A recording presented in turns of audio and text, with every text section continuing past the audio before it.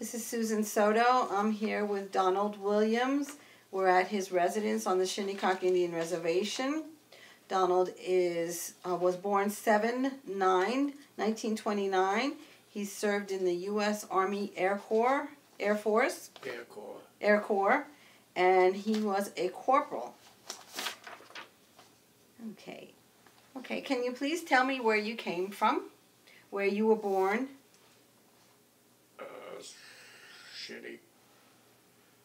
I guess in the Southampton hospital. Okay. Yeah. All right. And were you drafted or did you enlist? Enlist. Okay. And where were you living at the time you enlisted? Shinnecock Indian Reservation. Okay. And why did you join? I enlisted. Why did you enlist? Well, it was just the ending of the World War II, and wanted to be part of the military. All of our relatives were military men. I wanted to be part of it. That's all. And why did you pick the service branch that you joined?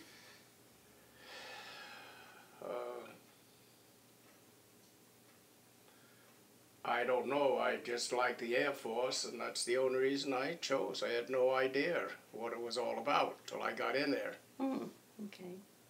And do you recall your first days in the service? We were drafted at Fort Dix, New Jersey, and then when after their induction, I went to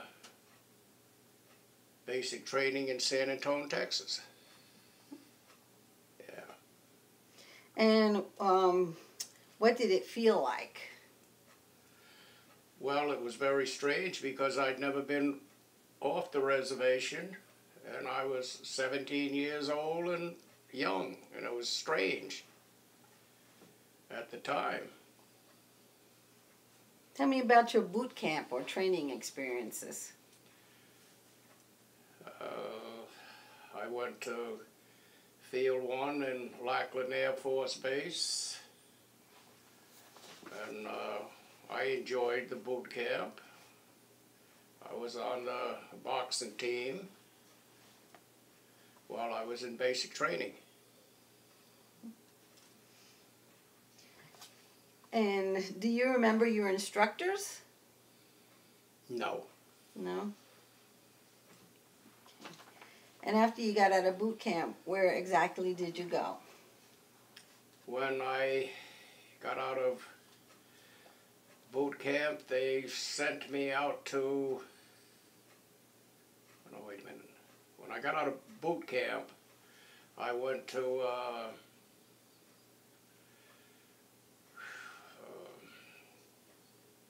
Laurie Air Force Base in Denver, Colorado, to tech school for clerk typist. Okay. And when you were in the service, what was your job assignment? Well, I still got tech schools to talk about. Oh, okay. Yeah. And then, after I finished tech school in Laurie Air Force Base in Denver, Colorado, I had clerk typist in a business course in high school, so I was pretty sharp with... I knew about clerk typing, so they took the top 10 out of the huge area of Air Force fellas, and out of the top 10, I was one of them to go to Andrews Air Force Base in Washington, D.C. to IBM Machine tech school down in Andrews Air Force Base. And I was key punch operator. And I had the training for teletype operator also.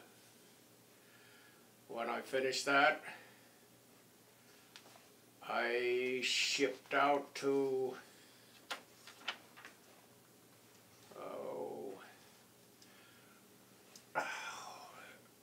San Rafael out in California to be ready to be shipped overseas.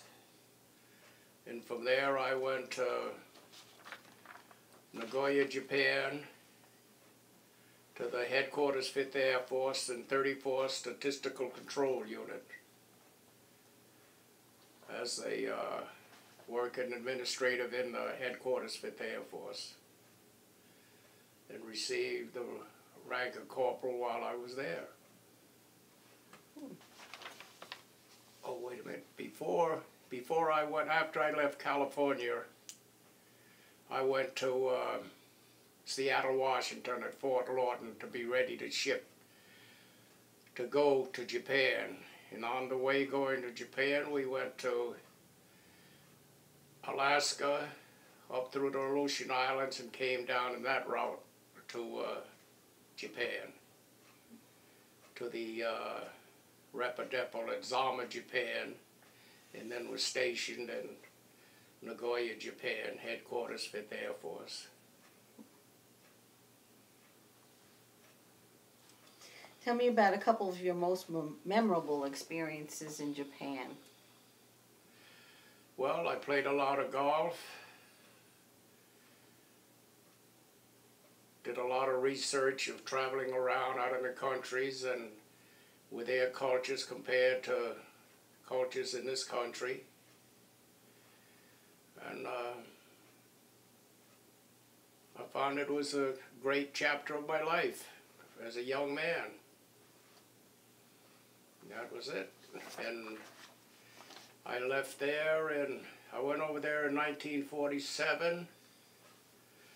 I returned home in June of 1949 to Pittsburgh, California, and was discharged and returned back to the Shinnecock Indian Reservation. Okay.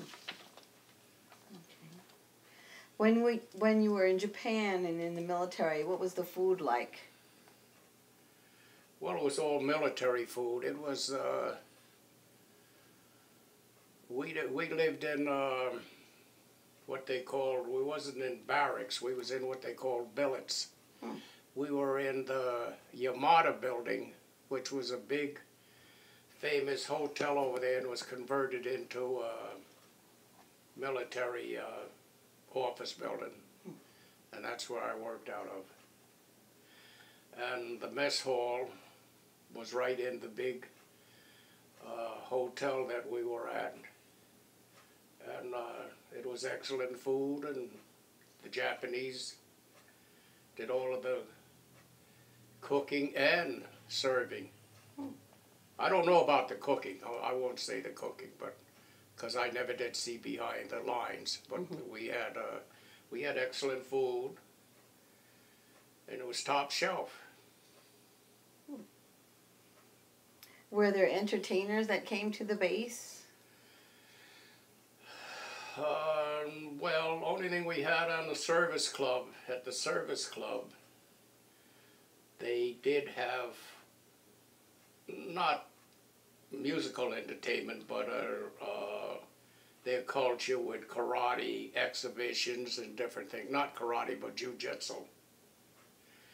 And the GIs, everything was off limits, except there were 3 dance halls that the military had open, supervised for the GIs, for the Air Force fellas to go to dances on the weekend. And the women that worked there was inspected by the government to make sure that we were protected and so forth. And it was dance halls. It was the Trocadero, the Fiji, and the Trocadero. I don't know the other name of it anyway, but there were 3 of them. And they were supervised by the military. You go to the club, you bought what you call chits, a sling, a roll of, how do I turn this damn thing? you'd buy a sleeve of chits with the script money that you had over there. That's the money that we dealt with.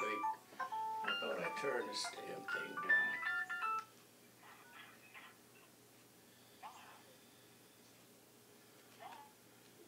Brad, I'm in an interview right now. I'll have to call you back.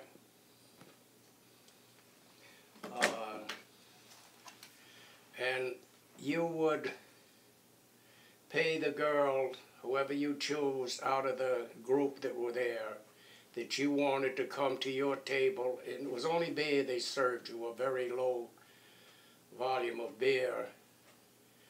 And then they would dance with you. And that's what you paid for, and that's how they got paid. And we had a golf course, and our service clubs, naturally, and that was about it. Okay. Do you recall any particular humorous or unusual event while you were in the military? Humorous? Mm-hmm. No, not too much. I had a lot of discrimination when I started, and I had to prove myself that I was capable of protecting myself till I got recognized, and then recognized from the boxing team. So once I become established over there, everything went along fine. But from the beginning was I was very disappointed and frightened because I was young. But I overcame that and became I would say a man. Grown into manhood. And that was it. Do you have any photographs of when you served in the military? Yes. I have some somewhere around. Okay. They're around. And who are the people in the photographs that you have? Well, I had one at one of our, we had swimming pools. I had some at the swimming pools. I had some at the golf course. Then I had one taking in basic training. A big, huge one, you know, to send home. And that was about all. I had one taken when I was in tech school out in Denver, and just a few things like that, and on the playing golf over there, friends. Did you keep a personal diary while you were in the military? No. No.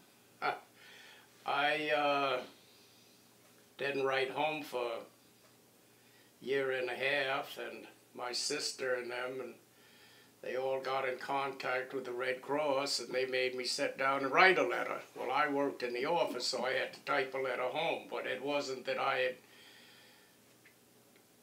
neglected my folks home. I was just, as I said, it was a nice chapter of my life, and once I become relaxed, I just didn't write home. And what did you think of the officers or your fellow soldiers that you served with?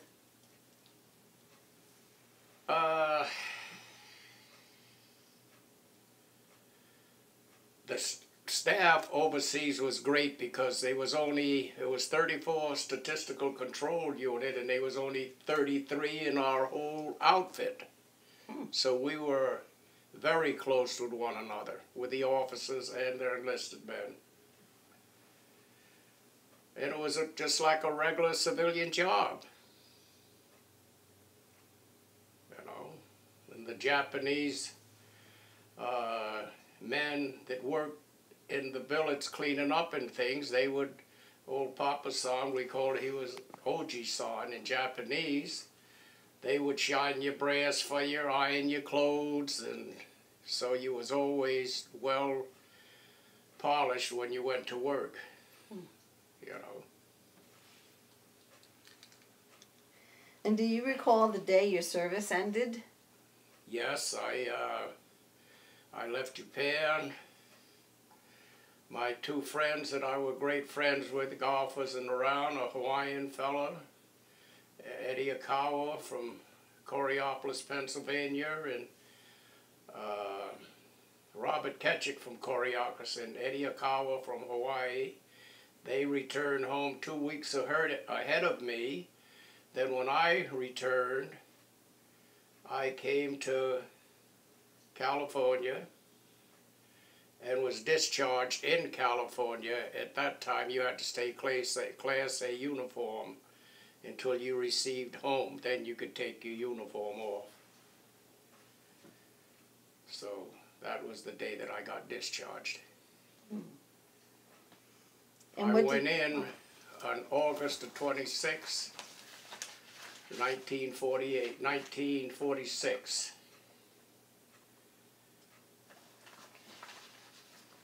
And I was discharged in June.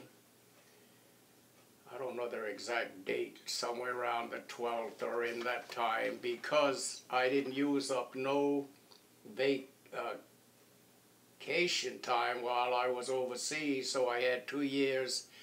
I got discharged two months early because, and was paid for it because I didn't take any furlough time while I was in Japan. Mm.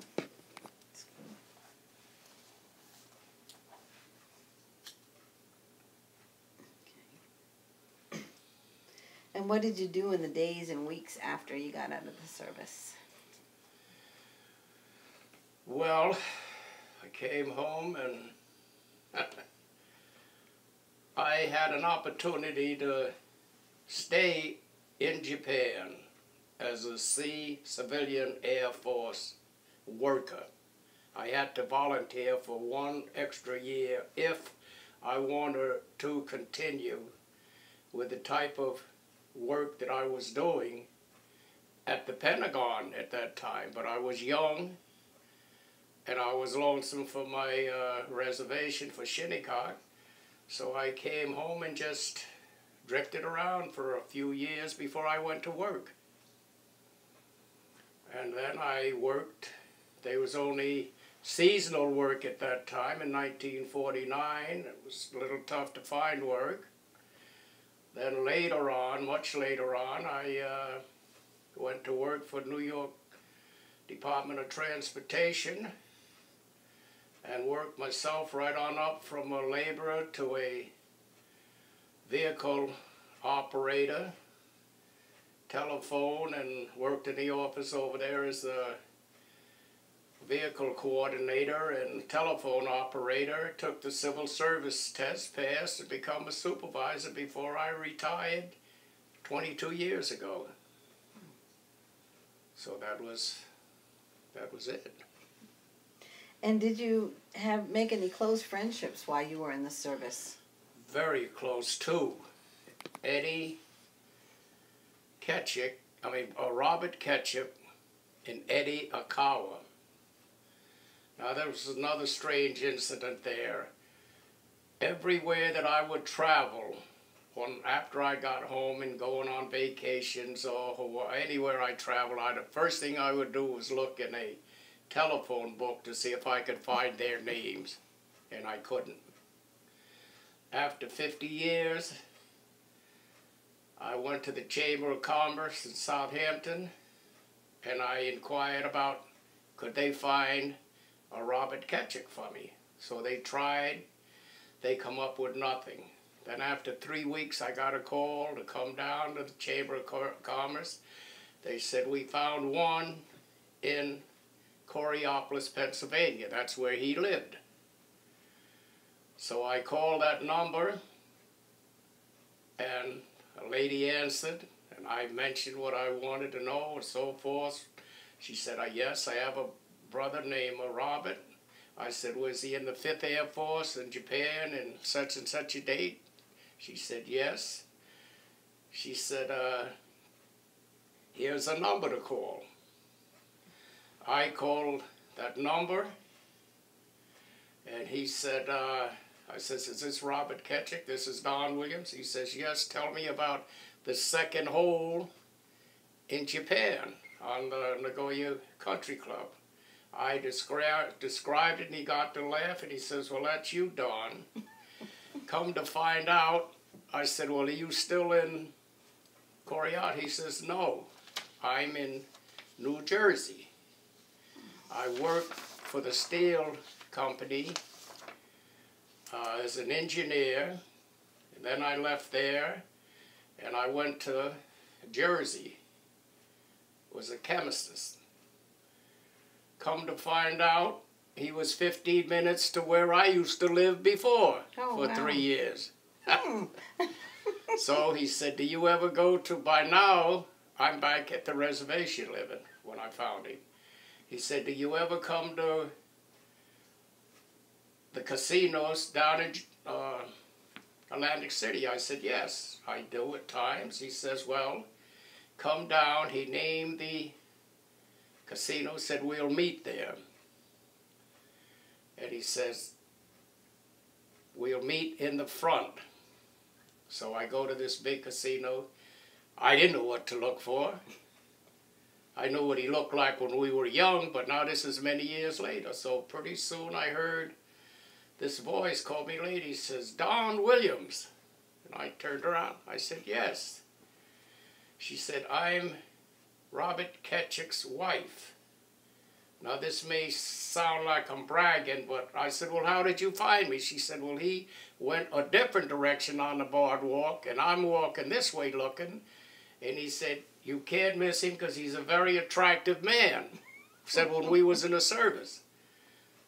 So she said, that's how I picked you out. So anyway, we had dinner, spent the whole day with him and his wife and my wife. So now when it's time to leave, we go to the big, huge parking garage up on about the 5th floor or so. We kept walking and walking. Come to find out our cars was parked right next side by side. Yeah. And then my friend Eddie, he was from Hilo, Hawaii. So Bob told me, he said, have you ever been in touch with him? I said, I couldn't. He said, I've met him, I've heard from him a few times, and we met. So I called. When I went to Hawaii, we was on the Big Island, and that's where Hilo was at. Another coincidence. I'm talking to the tour guide that was driving us around. I told him the story about Eddie Akawa. And he says, well, I don't know that name Eddie, but I do know a family name Akawas. He said, here's a number, call when you go back. Well, okay, we were coming from the island of Oahu. So when I got back there, I called this number. And the gentleman answered, and I stated everything. He says, yes, I have a son, a brother.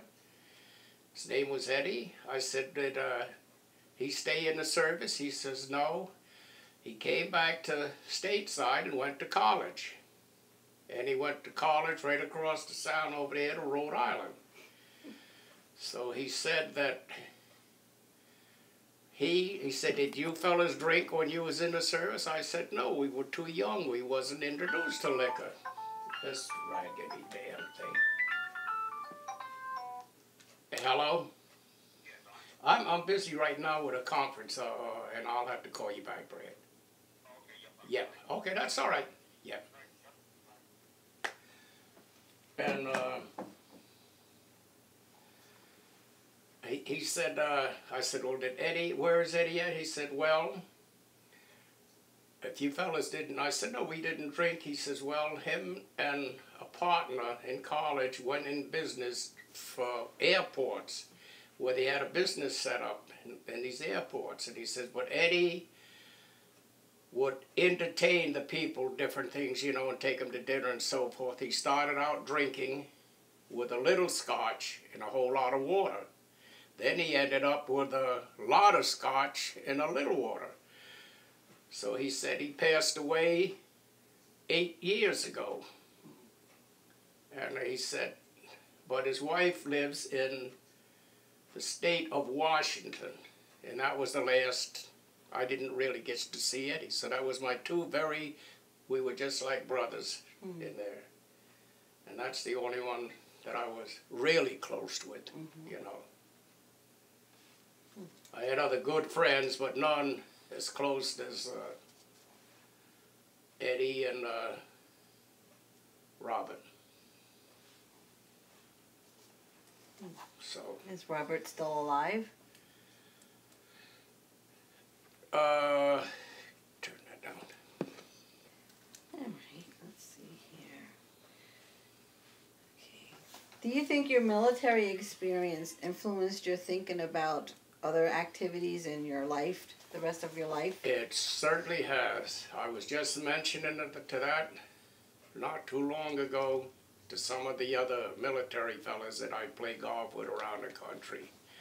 I said, there comes a time in your life, no matter how old you are, how bad a situation you come up against, whether it's cancer, whether it's something drastic, the military will instantly kick right in, period.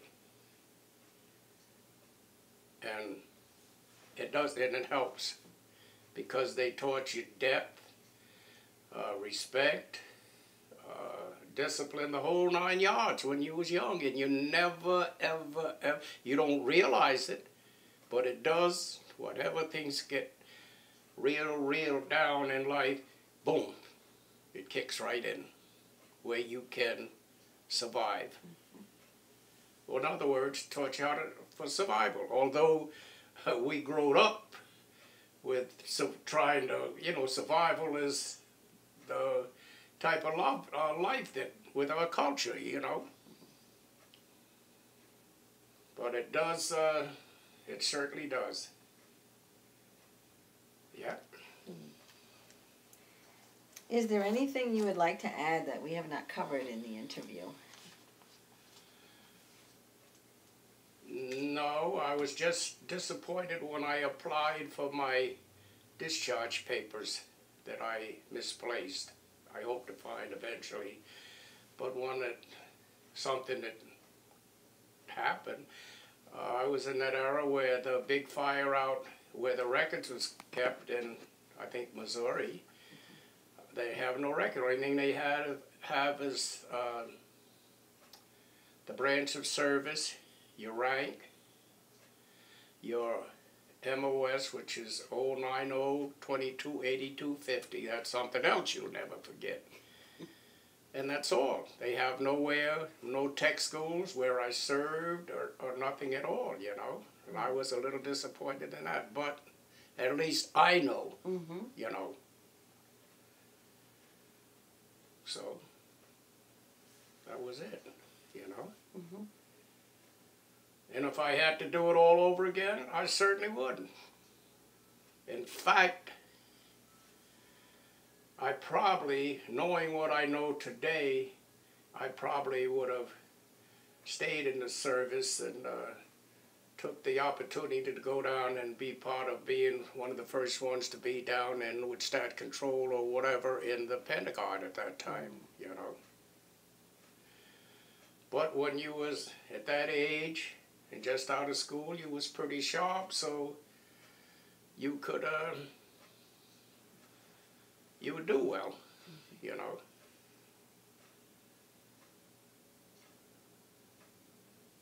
And then again, it was a different era in our time because I didn't feel as though that I, or any of our veterans from Shinnecock, we had a large group of volunteers and a few draftees that went into World War II. But I know that none of us went in to be heroes and so forth and so on. We went to prevent the Japanese or Hitler from coming to take away our lifestyle and culture here on the Indian Reservation.